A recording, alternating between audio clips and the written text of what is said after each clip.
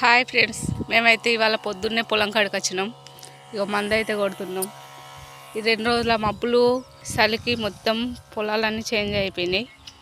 ఇగో ఈయన పొలాల సుత మొత్తం నల్లగా, పాలు పోసుకునే టైంలో మొత్తం నల్లగింజ అవుతుంది. ఇవాళ అయితే మందు కొడుతున్నాం. ఇదైతే ఇంకా కలికినాం కరాదా సుత ఉన్నట్టుగా చాలా బాగుండే. ఈ 2 రోజుల వాతావరణానికి చేంజ్ అయిపోయింది. ఈ 4 నెలలు కష్టపడి పండించిన పంట మాత్రం చేతికి వచ్చే టైంలో ఈ 2 రోజుల వాతావరణానికి ఇట్లా ఆవిడైతే మనసుకైతే చాలా బాధగా ఉంటుంది. ఎందుకంటే ప్రతి ఒక్క రైతు ఇక పురుగు చూడండి ఫ్రెండ్స్, ఇట్లా మీద దాకా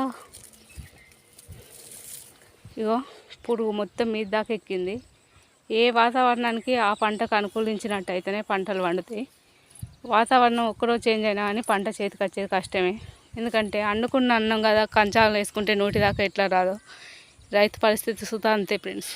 పంట పండించుడే రైతుకు చేతికి వచ్చిన వరకే మనది అనుకోవాలి. కానీ కాలానికి అనుగుణంగా చేసుకుంటే ఒకటే రైతుకు తెలుసు. అది దేవుడు ఎత్తుకుంటాడా మనలో ముంచుతాడా తెలియదు. చేసుకునే పద్ధతి ప్రకారం అయితే చేసుకుంటా పోతే ఎట్లయితే అట్లయితుంది. మన జీవితాలు ఇప్పటికైతే ఇంతే కావచ్చు.